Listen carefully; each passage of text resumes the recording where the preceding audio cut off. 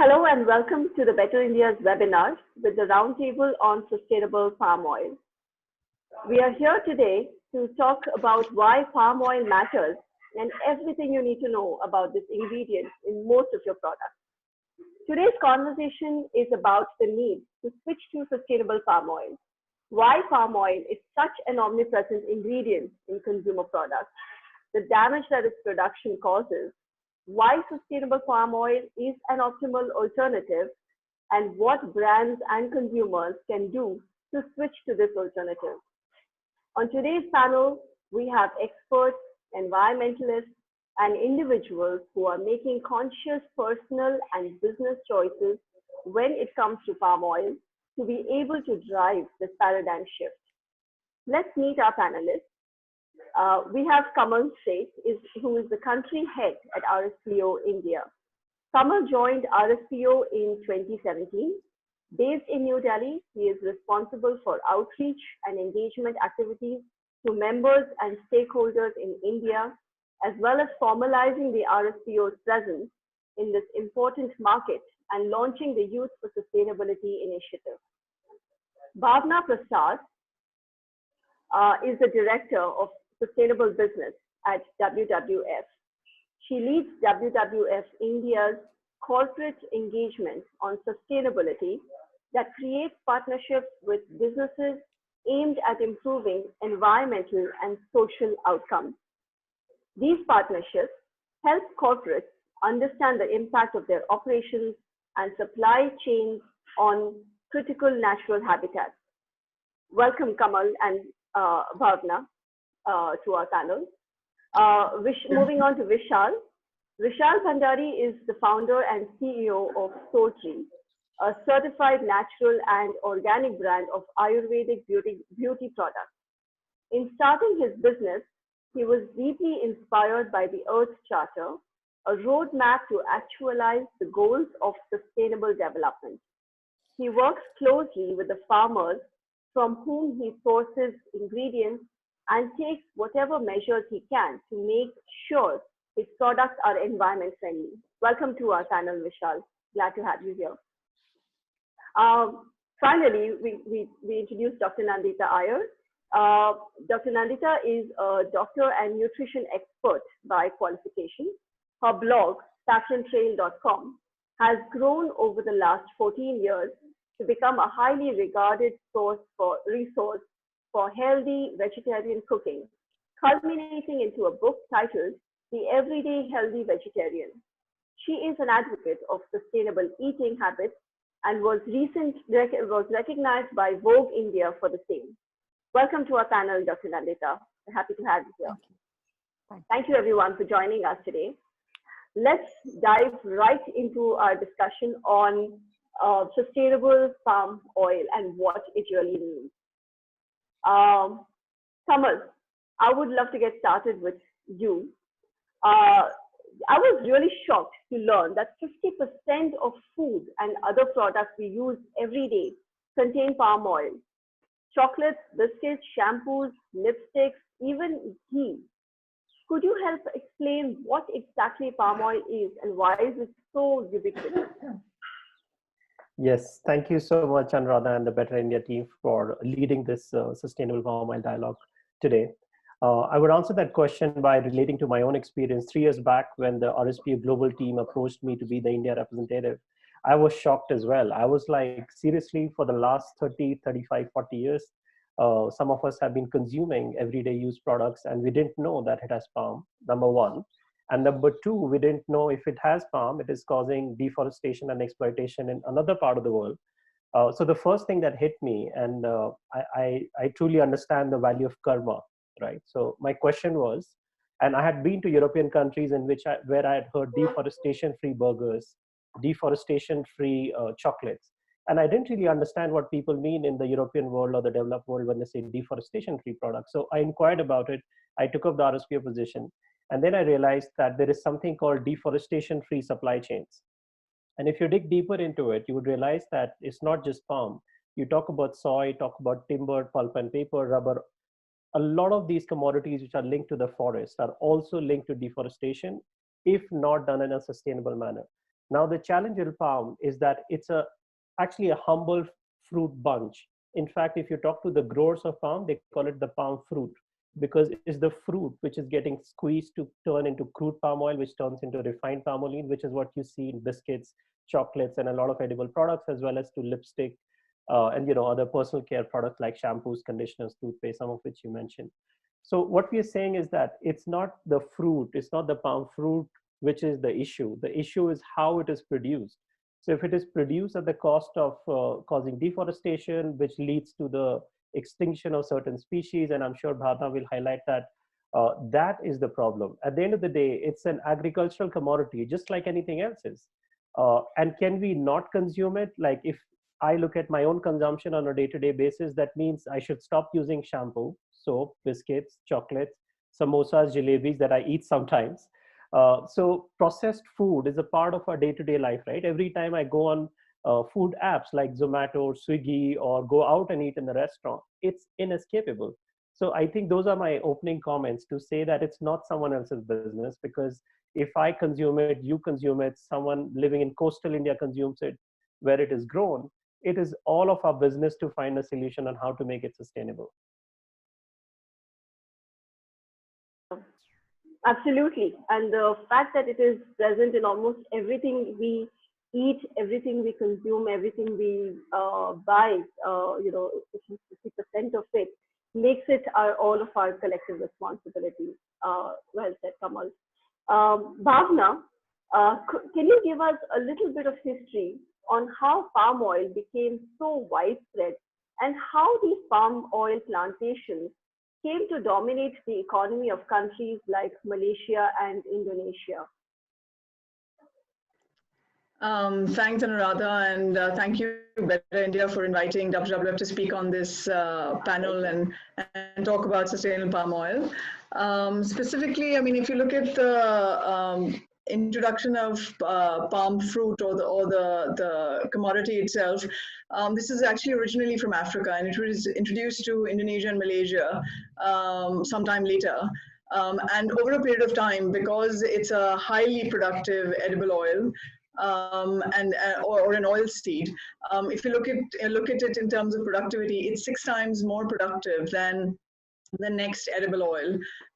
So it's in terms of per hectarage output, the overall productivity is extremely high. And as Kamal already mentioned, it's very versatile. It can be used in so many different categories of foods and products, because of which it has really grown very significantly. And it's particularly more grown in tropical national forests, and I mean around natural tropical forests or areas which are particularly high in biodiversity, and that's actually one of the reasons why growing it in certain regions is particularly more detrimental than others.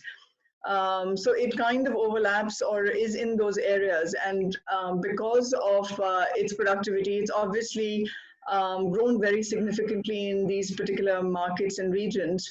And it has led to clearing of forests, forest fragmentation. It's led to species that were already on the brink of extinction to go extinct, whether it's elephant rhinos.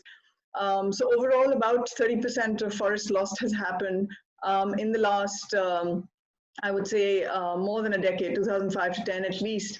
30% of that was lost in just Indonesia and Malaysia. And that number has only been increasing, particularly in Indonesia.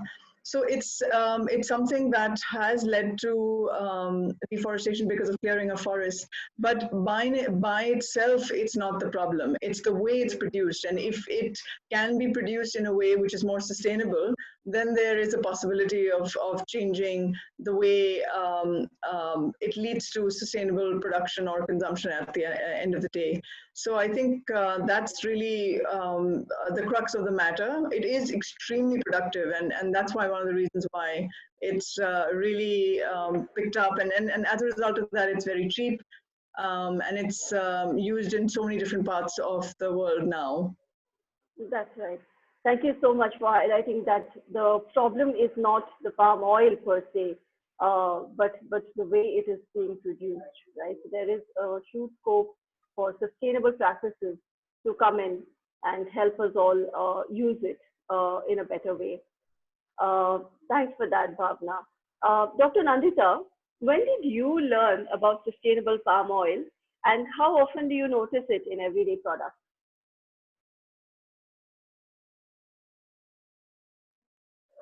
So, as a means to reducing waste and trying to, you know, make a lot of things at home, I enrolled myself into a soap making workshop some, 8 years ago.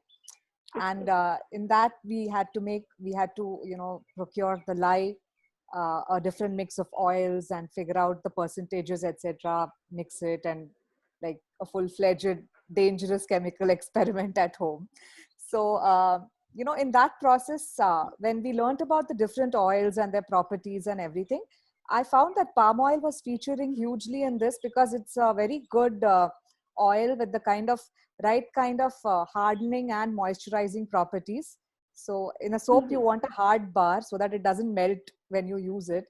And you need a good lather. So it just kind of fit the bill in terms of, these properties. And so then I made a few batches of soap at home and all that. It was just for my own hobby and I'm not planning to sell it anywhere. But I was just experimenting on what else can be made, etc. So when I was on the internet looking for some other soap recipes, and that's when I stumbled upon this whole group of people talking about how palm oil is very bad to be used in soap. So they were all looking for palm oil free soap recipes, and then I was wondering what's so bad about it. And that's when I realized it's the whole question of sustainability and the need to look for sustainable sources of palm oil, even if you want to make soap at home, to be a bit more environmentally conscious, avoid the plastic wastage and the packaging, and make it from scratch. But there's this whole issue of buying your ingredient in which is sustainable. Right. That was eye opening, and I felt like I've been blogging on food since 15 years. I've studied medicine and nutrition, and despite all of this, and I consider myself fairly well informed, but I had no clue about this sustainability angle of palm oil, which just hit me some 7 years ago because of this experiment that I got into. And since then, I always keep my eyes open, and I'm a compulsive label reader anyway, nutritional labels. And I always find that, while there are regulations that, trans fats have to be mentioned, there has to be zero trans fat in our foods and all these things, but things get masked somewhere by just mentioning edible oil or saying vegetable oil. They won't mention exactly what is the oil. And even in very fancy handmade soap brands, you just see saponified oils. They won't say what oils were used. So it's not easy. First of all, it's not easy to expect that everybody read labels, when they buy products. And even if you're reading labels, there are so many misleading things, so many hidden words. It's actually very difficult for a common person to spend so much time, invest their time and energy into understanding what are these terminologies used. So this whole first is being aware that there's a sustainability issue around palm oil. And the second step is that even identifying that there is palm oil. Can you imagine there's palm oil in ice cream? Who would even think that there's palm oil? I mean, of course, they are supposed to be called frozen desserts now and not ice creams. But I mean, who would think that there's oil in my cup of ice cream? So it's so well hidden and it's so omnipresent that I think that whole awareness is a huge challenge, I feel. That's so true. That's so true. And like you rightly pointed out, it is hidden in so many different ways when we start, when people started becoming more aware that the practices are not sustainable and, palm oil became the new enemy, so to speak. But here we are learning that that's really not the case. It's not palm oil per se, which is the problem. Uh, Thank you so much, Dr. Nandita. Vishal, as a founder of Soultree, as a growing business, although it is often more expensive to use sustainable raw materials, what made you opt for RSPO palm oil? Yeah. So I think the fact that Kamal just made his admission about his shock a few years back, it makes me a little less embarrassed to admit that, this was also a very new, recent discovery for me, that, the amount that palm oil cultivation is contributing to deforestation. Of course, one had an idea, but the extent to which, the damage it caused was, very new. I think we came to know about it because Soultree as a brand also sells outside India. And we started to receive inquiries from customers who started asking that, are you using palm oil in your products? Are you using palm oil? So that made me wonder. And initially we said, no, we don't use palm oil as such, because purely as palm oil, we don't use it. But when I started looking into it, what was it all about? That's when I realized that a lot of our raw materials were derived from palm oil. So of course we use plant-based raw materials, and they could be from different oils, because oil is a good source of fatty acids. And when we started looking, we found that quite a few of the ingredients were based on palm oil. And that's when the whole, the inquiry started. And around the same time, we also heard about RSPO. The fact that we are also a certified brand helped in terms of getting more information faster, because certification agencies in Europe were actually encouraging brands to adopt sustainable palm oil. So that's how I think we started. In the beginning, we did face challenge because, again, I said the awareness in India is unfortunately very low. Therefore, also the supply of raw materials from sustainable palm oil was very low. But gradually we were able to find, and we were also able to make the switch. Of course, there is a certain cost difference, but I think, when you look at obviously the larger purpose, the benefit, I think this is something which is not a detriment, I would say, to using such raw material in the product. And all we need, I think, is definitely to have more awareness about this subject. And we have tried at Soultree. We did a communication campaign informing our customers about how, we are not just, sustainability is not something which you care only about locally. You try and broaden your horizons. And this is a very big issue. And I think if we can do something about it in our own small way, it's a step forward, Yeah. That's so true. Very well put, Vishal, because the fact is that, a lot of people feel there's a very price conscious market, and, people will not pay that extra buck for good products. But I think you have proven that wrong. I think a lot of sustainable brands out there are proving this wrong every single day, when we're seeing that people are becoming more aware and are consciously opting for, and questioning what goes into their products. In fact, that reminds me that we have a microsite, and we have, we are asking our audience to take a pledge as well, to find out, to ask their brands what it is that goes into their products, and to demand sustainable palm oil from their companies. So we'll be putting up that link on our chat box. Please have a look at that. For now, in fact, it's time for an audience poll. So I'll just take a brief moment here to put this out. So here it is from our audience members. We would love to hear from you all. Let's do a quick poll. How many of you have heard about palm oil and its adverse effects on the environment? We would love to put this up. Here we go. The question is up on the screen. Please select yes or no. The question is, how many of you have heard about palm oil and its adverse effects on the environment? So we will give about 30 seconds for our audience to take the poll, and we'll have the results out here very soon.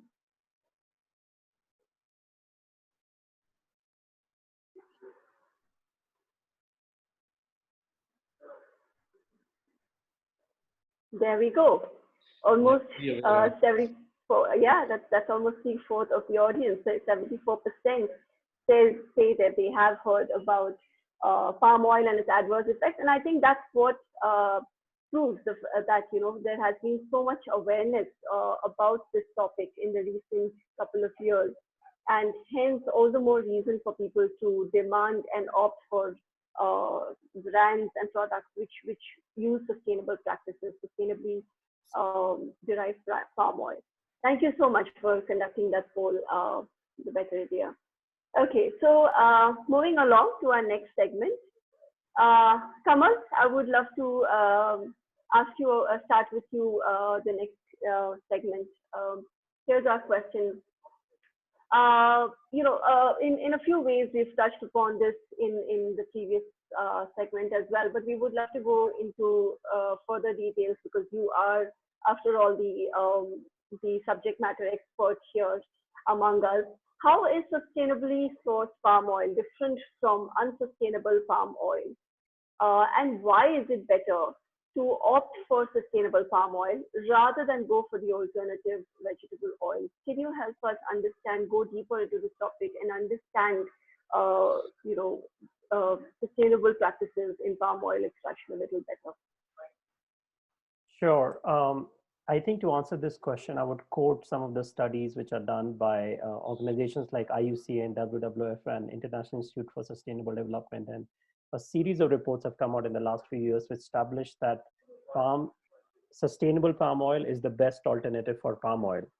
And why do these reports say that? Why do the scientists and the environmentalists say that? Is because if you were to switch from palm to anything else, let's say canola, let's say sunflower or soy, it's just shifting the problem from Southeast Asia where palm is grown to Brazil or Argentina. And I'm sure all of us are aware of the Amazon fires, the Indonesian fire, the Siberian fire, the Australian fire, right? Like the last couple of years, you see the headlines. So why we are saying sustainable palm oil is the best alternative is because moving to any other oil crop requires 4 to 10 times more land, as also mentioned by Bhavna. Having said that, the second myth that I want to really bust by answering this question is affordability. When I started working on this cause and I started speaking to the companies, to the NGOs, to the consumers, I was told that, look, India is not really a developed country and people will not be able to afford it. I also heard that palm oil is a poor man's oil, and how can you expect a poor man in India to pay X rupees more? So we went back, and along with WWF, which did a consumer survey, and we went and spoke to some other associations, industry associations and things like that. We realized that actually the price increase of a packet of biscuit will go up only by 2 to 5 paisa if the producer of that biscuit was to use certified sustainable palm oil. So then we asked the consumer, if you knew that palm, and now we have established that 74% of the people in this webinar know that palm is related to those consequences, right? So we said, if you knew that, would you be willing to pay X rupees extra? Let's say you can't pay 2 paisa more, right? Because it does not exist today in India. Would you pay 1 rupee more? And the answer was, of course. Why would I want to be a part of a product, or why would I be a consumer which is consuming a product which is causing extinction of an animal, for example, right? So that is the first thing, that it is not a poor man's oil. It is not an affordability question, because majority of us in India, especially in the urban India or middle class, upper middle class, you look at how India has changed in the last 5-10 years, right? It's a rapid rise of the middle class. So if you speak to middle class consumers in India who do shopping online or who go to the offline retail shops, no one would really mind paying 1 rupee. And as far as the so-called poor India is concerned, they don't even know about this cause, right? So then isn't it our shared responsibility to educate the so-called poor India and so-called poor Indians to say, we will make sure that the suppliers who are supplying to you also supply certified sustainable palm oil without you having to do a whole research around it and things like that. So that's how I would like to answer this question, that the best alternative is sustainable palm, because moving to anything else is worse for the planet, worse for the environment. And as far as affordability is concerned, we're talking in few paisa here, right? And for the last 2 days, we have been having the sustainable palm oil dialogue. We asked the companies, the brands, the FMCGs the same question. Are you willing to spend few paisa more if the consumer is willing to pay you for it? The answer is, of course, yes. Then the question is, at the corporate level, will the corporate policy be changed to procure sustainable palm oil? And that's exactly what the Better India pledges, and that's the hashtag Know Your Palm campaign that we are supporting to run. And we encourage everyone to take that pledge and ask your brands, right? Like, if I consume a toothpaste and there is a derivative of palm that goes into that toothpaste, is that derivative sustainable or not? If I consume soap, the same thing. If I consume anything else, the same thing. So I think consumers in India have an opportunity to wake up, or rather wake up the brands. Many brands have not really supported this cause yet. And I'm talking about billion-dollar companies in India. And it's high time that these brands see the consumer rise in India for this. Wow, that was very enlightening, Kamal. I think the general perception is that it would not be, it would be a matter of a couple of, rupees, maybe, a certain percentage of the product price would go up. And you just informed us that it's a matter of a few paise.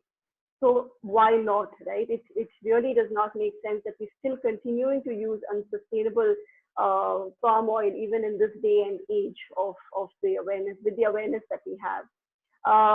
In fact, I'm just curious to know, Kamal, and I'll ask, I would like to add a further question, if I may ask you, what percentage of the world's total palm oil is now produced sustainably? And what is RSPO's role in increasing that number? What has been the role so far? So RSPO was co-founded by WWF, Unilever, AAK, and a few other organizations in 2004 because they realized the need that in the 90s, there was a massive fire in Southeast Asia. The airports were shuttered. It was a huge crisis, worse than what it is today. And therefore, RSPO was co-founded by organizations like WWF. And since then, in 16 years, RSPO plays a dual role. It's a membership association which unites 4,900 organizations in more than 90 countries on one hand. And on the other hand, it creates standards for these companies to comply with. So the members are companies, NGOs, growers, and the whole range, including banks and financial institutions. So in the last 16 years, RSPO now, as of today, certifies about 19% of the total palm oil production globally. It's the largest market share, and there is no other global standard which is used in Latin America, Africa, Southeast Asia, and even in India now, we have done the India national interpretation. So we are using the RSPO standard to certify Indian plantation. So the journey of RSPO in 16 years is 19%. And the challenge now is that the largest importer of palm oil in the world, which is India, is not really buying a huge amount of certified sustainable palm oil.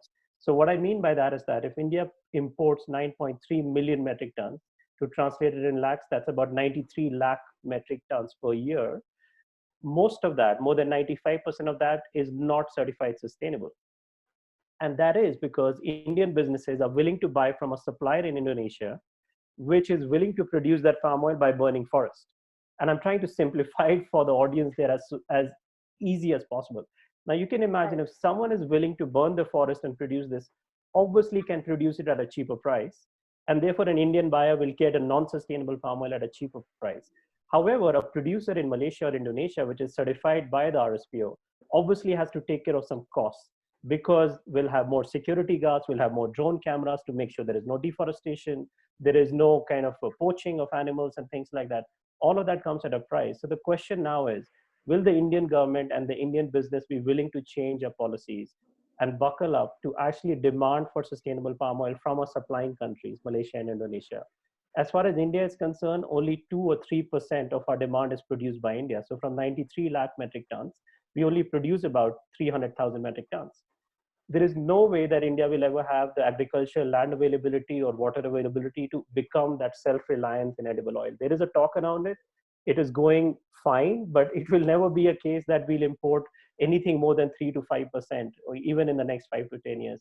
So I think that's another myth that I just wanted to bust today for the audience, that we are very much dependent on Malaysia and Indonesia. And it is our job, it is our leadership as a country that, and as a business, as a consumer, that we tell our suppliers that we will support you to be more sustainable, and we will pay for it as well as Indian consumers. We'll pay that 2 paisa or 5 paisa or 1 rupee so that no extinction is happening of animals, no forest is being burned, and we don't hear headlines of Indonesian forest fires and things like that anymore. Right, that was very helpful to know. We really need to wake up India, because this is not something to be proud of. So to move on to becoming the better India, we really need to take this pledge today. Hashtag Know Your Farm. We need to demand this from our producers, from our manufacturers, because we cannot be really held responsible. Being the largest producer, largest importer and user of palm oil in the world, I don't think we can afford to be caught napping and not take charge of our responsibility in this. So thank you so much for all of the useful information there, Kamal. Dr. Nandita, Would love to know what are some of the common names of palm oil derivatives that consumers can look out for in the ingredients list. This is for all of our readers to become more conscious consumers and become, while we're looking here to, take charge of what we do and what we purchase, what we consume, what become more responsible in all of our choices. So could you help us understand what are the common names that we should, of palm oil derivatives that we should look out for?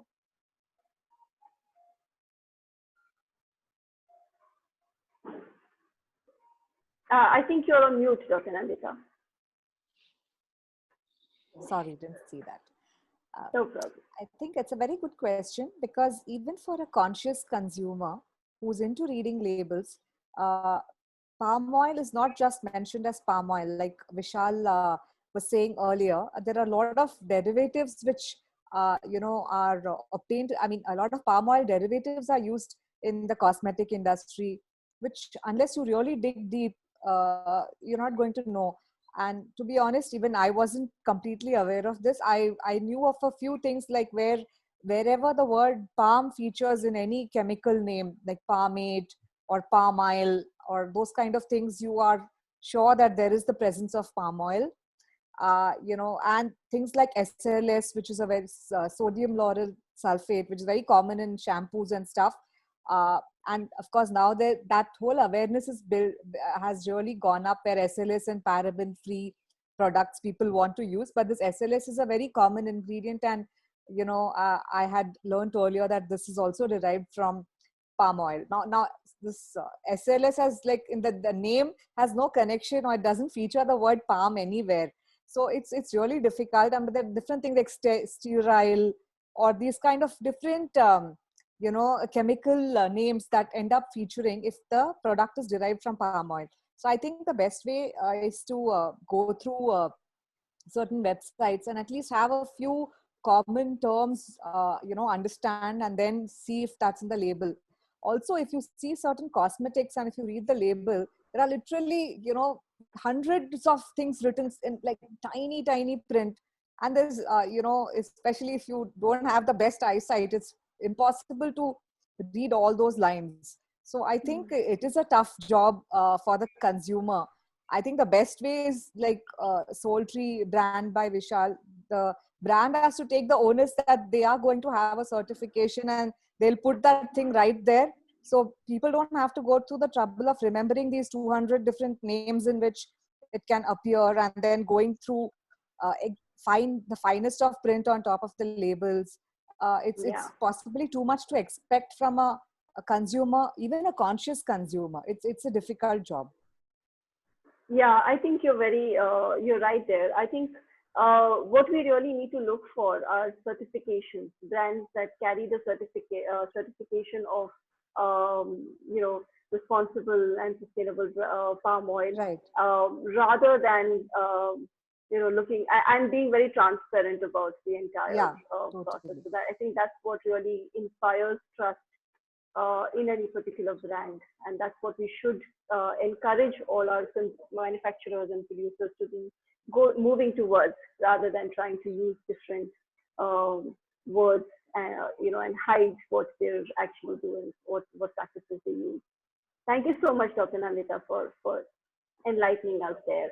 Bhavna, if you don't mind, would you be able to tell us what would happen to forests and wildlife if we boycott palm oil completely, right? In the hypothetical scenario that if we, tomorrow everybody wakes up and says, okay, we've heard so much about palm oil.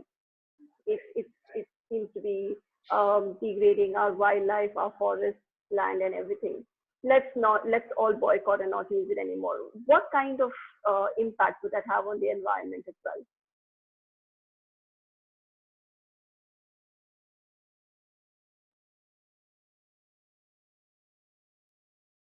I think there is a connectivity issue at Bhavna's end. Oh, I think we seem to have lost Bhavna. All right. So while we wait for her to reconnect, we'll ask Vishal a question.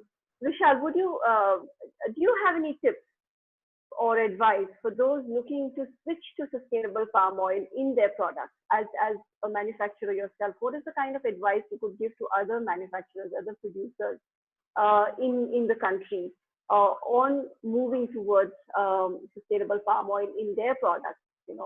For example, where to source them in the most cost-effective way? How do you go about it? Yeah.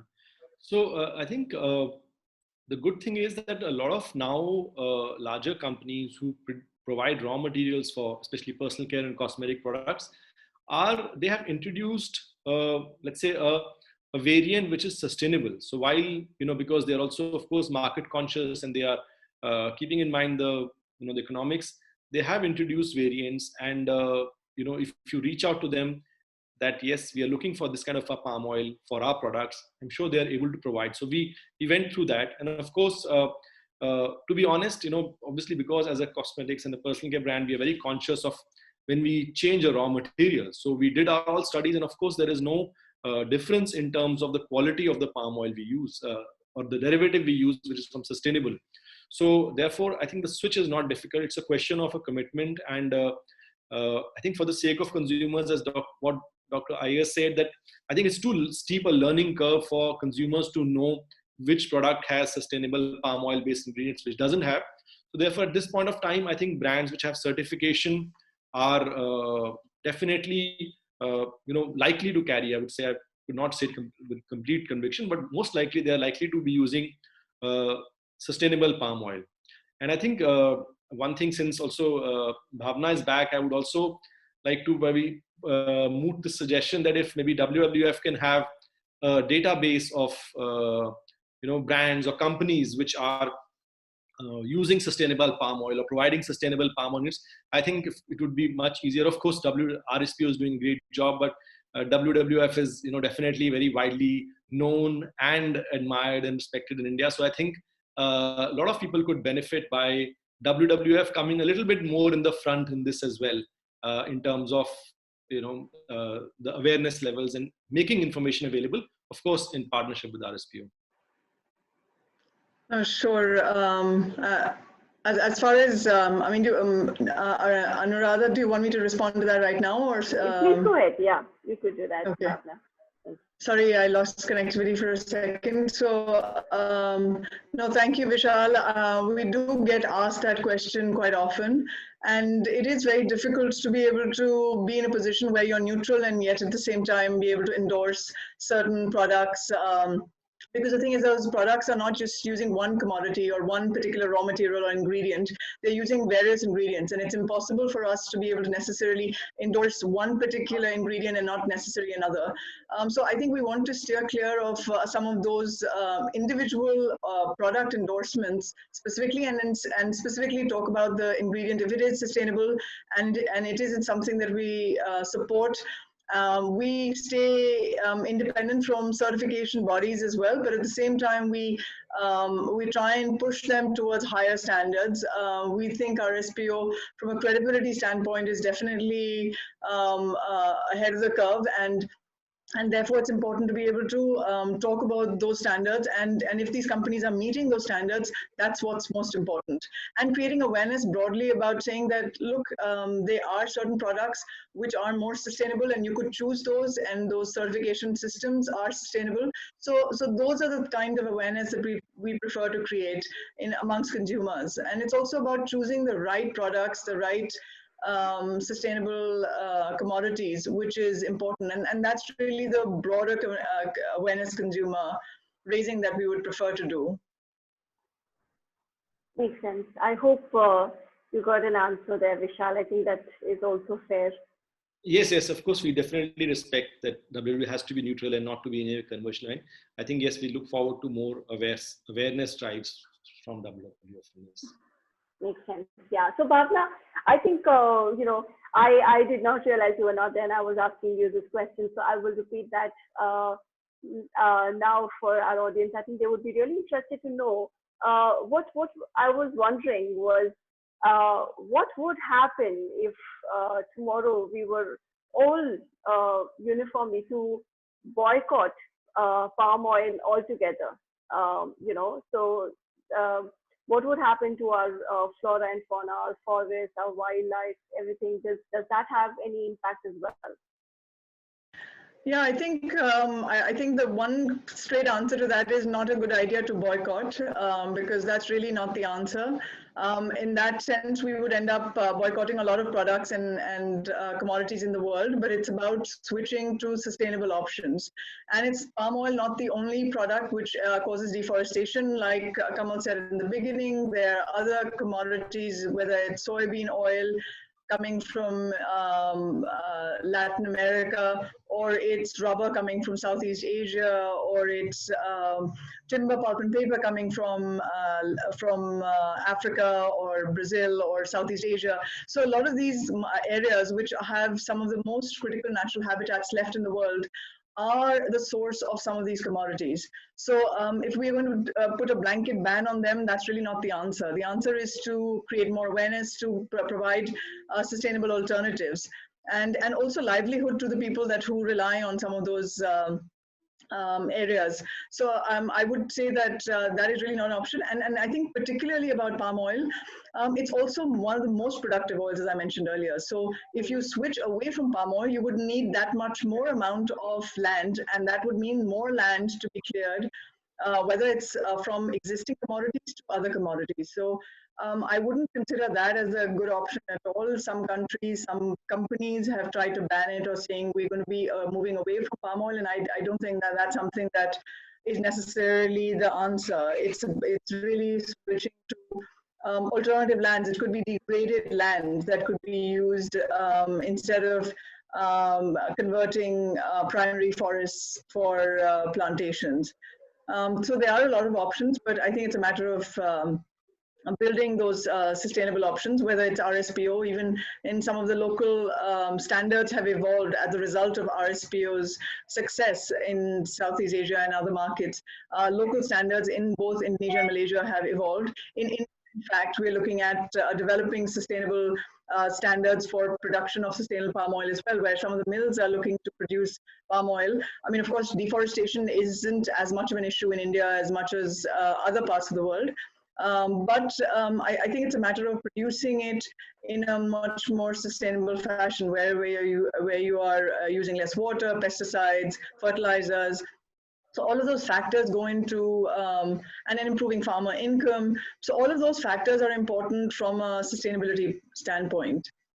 Yeah, that makes a lot of sense, because I don't think a knee-jerk reaction like that of just boycotting one particular commodity or one particular ingredient makes sense, because you do need oil in, so if not palm oil, you would be using something else. And like you mentioned, palm oil is the most effective, the most efficient the most efficient oil. So in terms of the environment, we will probably end up causing more damage if we just shift overnight or without looking at sustainable alternatives to the palm oil that we're consuming instead. So thank you so much, Bhavna, for that answer. With this, I have one more question for our audience members. Based on all that you have heard so far, please look around yourself. Think of your house, your kitchen, your bedroom. Can you find an item at home with palm oil in the ingredient list? Tell us yes or no, and let us know in the comments section which product it is, which products you can think of. Like right away, I can think of my shampoo, my toothpaste, some chocolates that are lying around here. So please leave your comments as well, and do take the poll here.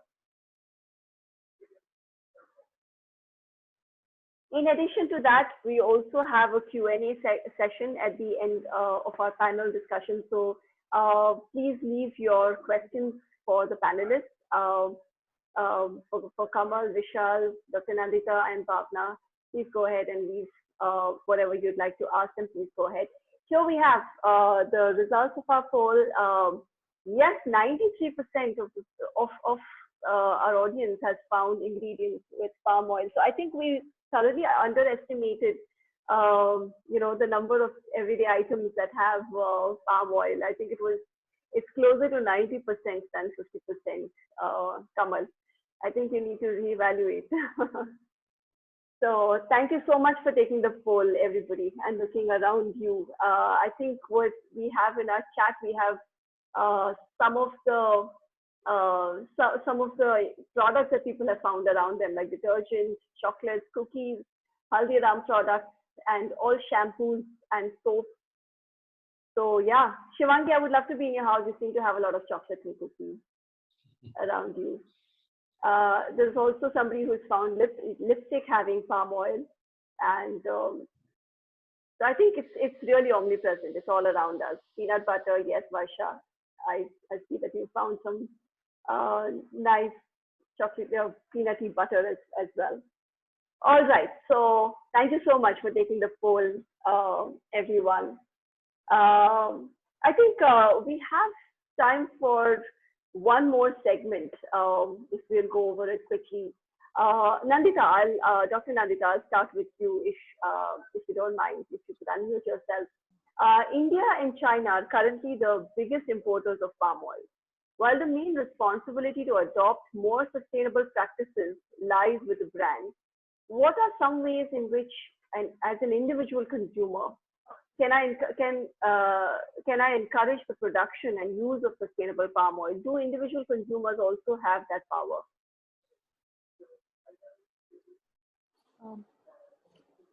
Giving a thought about this question, I feel like, in India, at least, even if you look at the educated middle class, I think the first, especially in food, let's take food products, for example.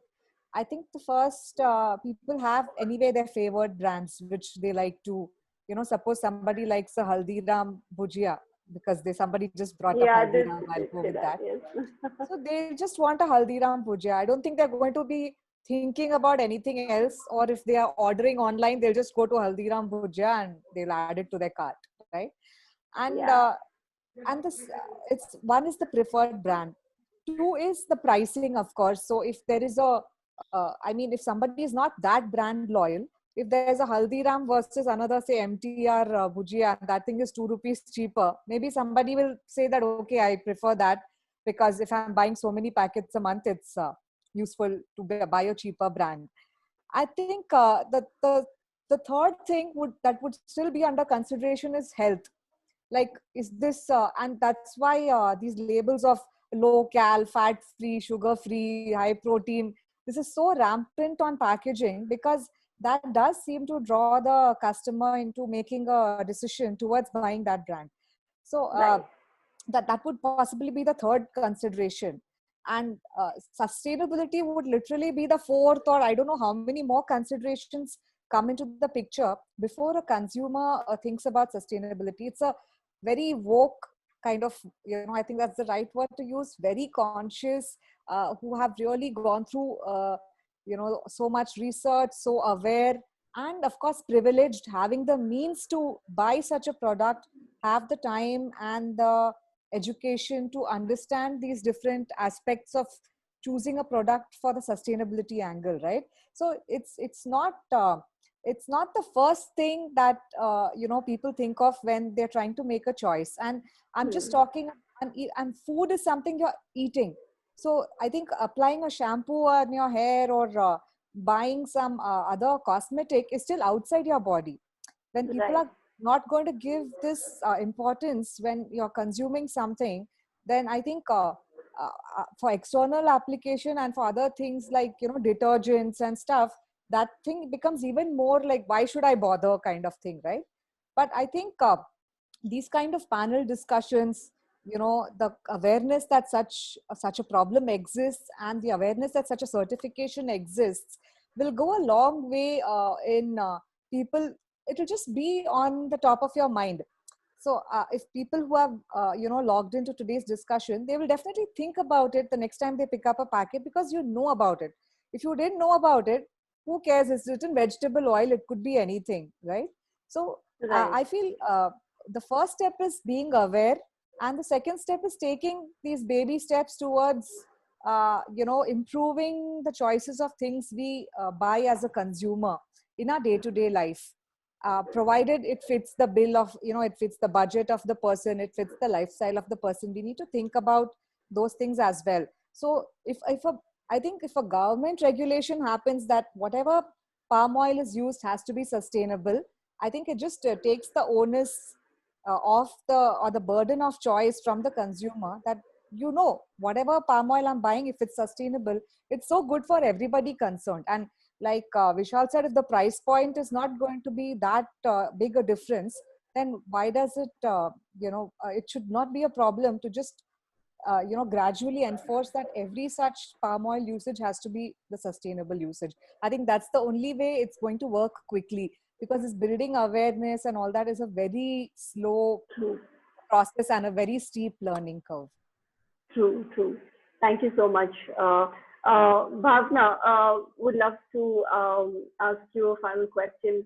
How can different organizations, industry, and consumers come together to tackle unsustainable palm oil cultivation? What are your suggestions there? In order to tackle this problem, I wanted to address one particular question that has come up, I think, twice from Srinivas Prasad. Yeah, I was going to come to the questions also, but why don't you go ahead? Sure. Because it's particularly linked to this, also to the previous question that you asked about whether it's a choice between one edible oil versus another edible oil. I think the point is to move towards sustainable commodity, whether it's one edible oil versus another edible oil, because it is shifting one problem to another part of the world or another area. So I think the point is that we need to make sure that whatever we are consuming, whether it's palm oil or it's another edible oil, it needs to be more sustainable. So that's one. Specifically regarding your point about how do we work towards making this a more sustainable commodity in India and rest of the world, I think most countries have made a commitment that we will have committed to the Sustainable Development Goals, saying that we will be more sustainable both from a production standpoint and from a consumption standpoint.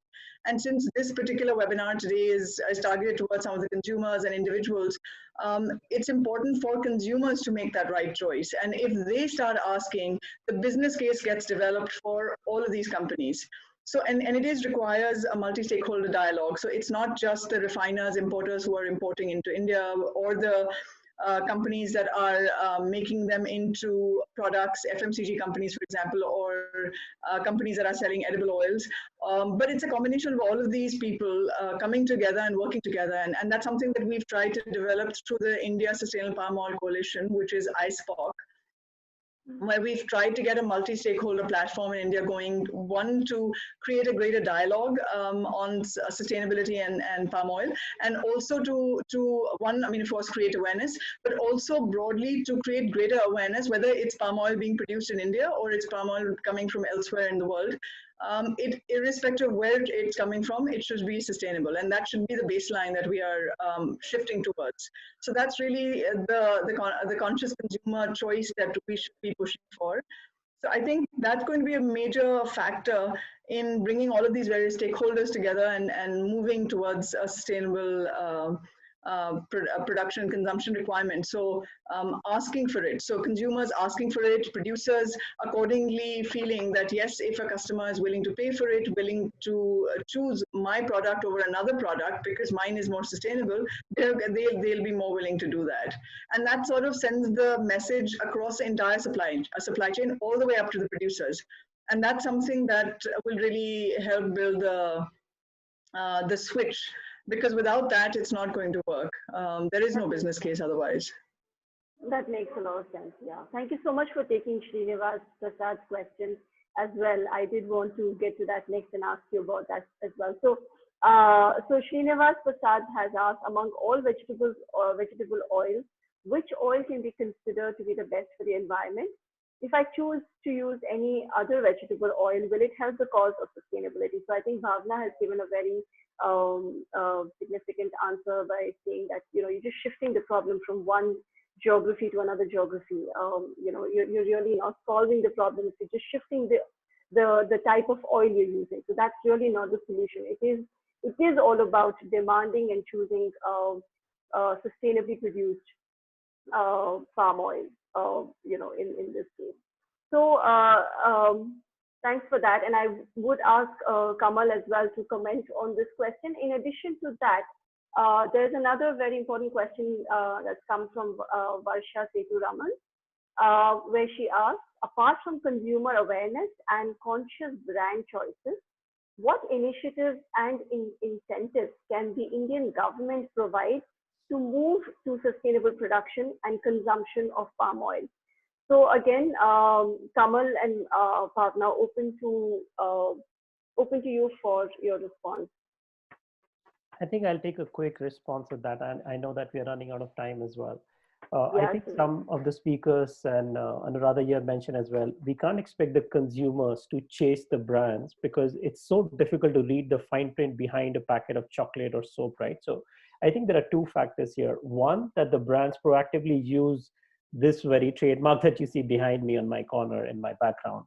The moment the consumer will see this trademark on any edible or non-edible product, you know for sure that it's certified sustainable, right? You don't have to read the technical name of the ingredient. So number one is that brands in India need to be encouraged to do it. And that's the pledge that we're talking about, right? People in India hashtag asking brands to use the, they can do is they can go and refer to the WWF palm oil scorecard, and they will see a lot of brands which are global brands and not necessarily India specific. And from the palm oil scorecard of WWF, you can again see which are the brands which are kind of sustainability leaders in these kind of things. And the third and the last thing is the government regulation, as some people have already mentioned. Now, Dr. Nandita mentioned, right, like how can the government make this a rule or a policy, right? That whatever palm oil comes to India or whatever palm oil is produced in India, it's sustainable. And that is something that we are working with WWF, with many other organizations, Center for Responsible Business, that we take a multi-stakeholder delegation to the government of India to make sure that happens. However, when we have spoken to the bureaucrats, it is obvious that even to make a proposal to the government, the consumer voice has to be there. There has to be there has to be a chair in this meeting. If you imagine a virtual round table, the consumer voice has to be there, which means the government of India needs to know that the consumers in India care for this, the businesses in India care for it, the NGOs in India care for it, and therefore we should come up with a policy to import only sustainable or produce only sustainable. So I think trademark, government policy, and awakened consumerism in India have to be done at the same time to tackle this issue. Thank you so much, Kamal. That really helps us put a lot of perspective to the entire discussion around sustainable palm oil. I think we are running out of time. We will be wrapping up now. So now that we have a lot of information on sustainable palm oil, we urge everybody here, we encourage everybody to please take the pledge to urge our favorite brands to take the right steps in saving our environment globally, one product at a time. Please check out the link in the comments section and find more details there. Thank you so much, everybody. Thank you so much, Kamal, Bhavna, Dr. Nandita, and Vishal for joining us today and for helping us all learn about the conscious choices all of us can take each and every day to save our planet one step at a time. So thank you so much. And we will be wrapping up the conversation now. Thanks a lot. Please do check out the link. It's on the chat section, and click on the website. It has a lot of information around sustainable palm oil as well. And do take the pledge and check if your brands are switching to sustainable palm oil today or not. Please do take that pledge. Thank you so much.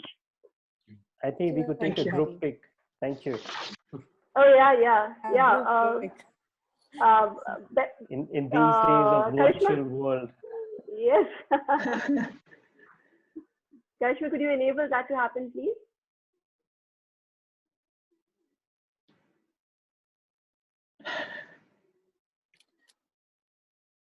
All right, I think it's done. Thank you so much, everyone. Thank you. Thank you very much. Yes. Thank you. Thank you, everybody.